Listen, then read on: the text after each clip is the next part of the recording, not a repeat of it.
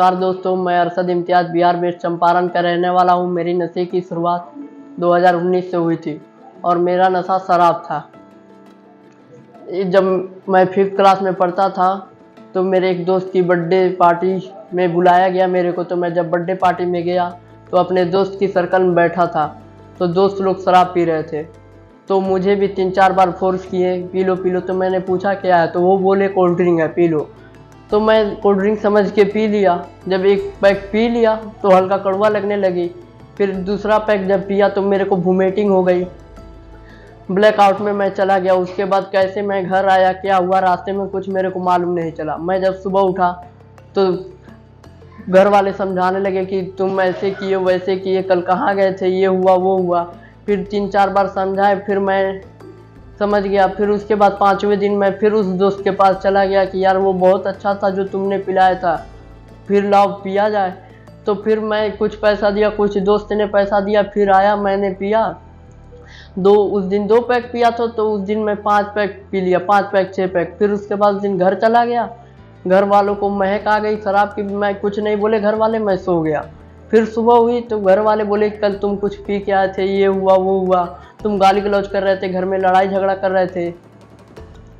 फिर उसके बाद घर वाले समझाए, फिर मैं कुछ दिन समझा, फिर शराब पीने लगा अपने से लाके।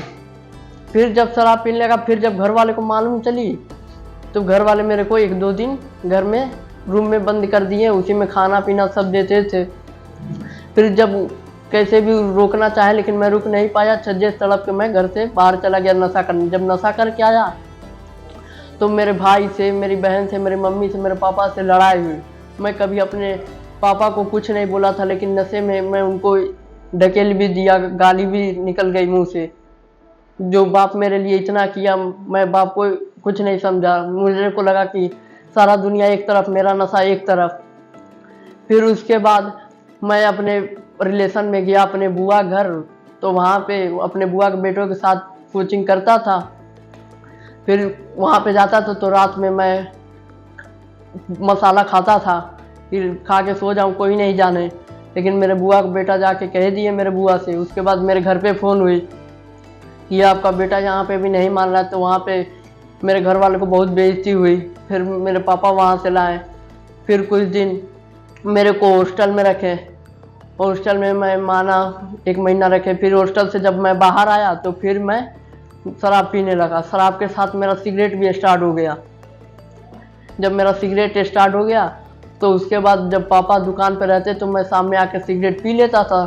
शराब कुछ दिन के लिए बंद कर दिया था। फिर उसके बाद शादी पड़ी, मेरे अंकल की बेटे की शादी पड़ी। तो उसमें सब कोई गया, लेकिन मेरे अंकल बोले उसे मत लाने के लिए, उसे कहीं बाहर भेज दो, क्योंकि वो रहेगा तो फिर नशा करेगा, फिर बेइज्जती कराएगा हम सब लोग का, हम सब परिवार का। इससे बढ़िया उसे रहने दो।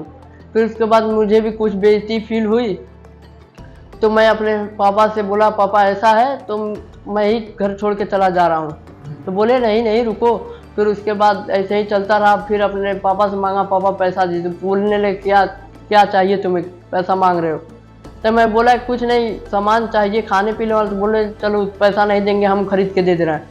लेकिन मैं ऐसे ही चलते रहा। फिर अपने पापा पॉकेट से नशे के कारण मैं पैसा चुराने लगा नशा करने के लिए।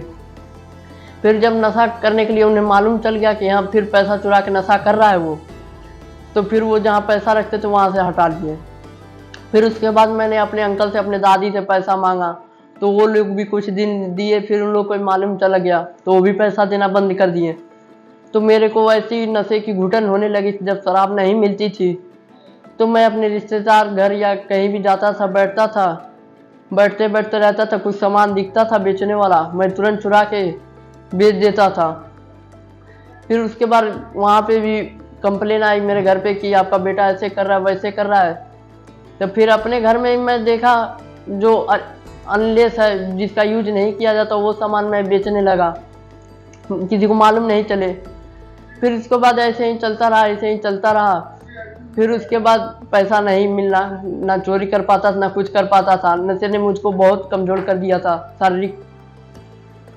तो फिर मैंने क्या किया, स्टेशन पे भीख मांगने लगा या कुछ भी करने लगा, भीख मांगता था। फिर उसके बाद वहाँ पे भी मालूम चल गया मेरे घर वालों को तो फिर घर वालों ने मेरे को मस्जिद में, मंदिर में, जहाँ तक उनको वहाँ ले गए मेरे को मस्जिद मंदिर, वहाँ पे कि इसे कुछ है, ये हुआ, मंत्र उंत्र जो भी हुआ कराए। फिर उसके बाद मैं कुछ दिन रहा आराम से। फिर मेरी जो नशे की सिम्टम थी उसकी इलाज करवाई गई डॉक्टर के पास। फिर मैं उससे कुछ दिन आराम रहा, लेकिन फिर मैं नशा करने लगा। तो कोई मेरे पापा को बताया कि उसे ऐसा नशा नहीं छूटेगा, उसको नशा मुक्ति केंद्र भेजिए। तो मेरे पापा ने और मेरे भैया ने गूगल पे नशा मुक्ति केंद्र सर्च किया, तो 2-3 नशा मुक्ति केंद्र मिले, लेकिन फिर कोई बताया कि नहीं, ये समर्पण नशा मुक्ति केंद्र बहुत बढ़िया है। तो समर्पण नशा मुक्ति केंद्र में मेरे घर वालों ने बात किया और यहाँ से कुछ टीमें गई जो मेरे को पिकअप करके लाए। और मैं जब यहाँ आया, पहला दिन तो मेरे को बहुत दिक्कत होती थी। जब नशा नहीं मिलती तो मेरे को ऐसा लगता था मैं सुसाइड कर लूँ या कुछ भी कर लूँ। फिर 2-3 दिन ऐसे ही चलता रहा। फिर जब मैं यहाँ की क्लास लेना सर का चालू किया, तो कुछ दिमाग में जो गंदगी भरी थी नेगेटिव, वो सब खत्म हो गई। धीरे धीरे पॉजिटिव। हाँ, घर वालों ने अच्छा किया यहाँ डाल के।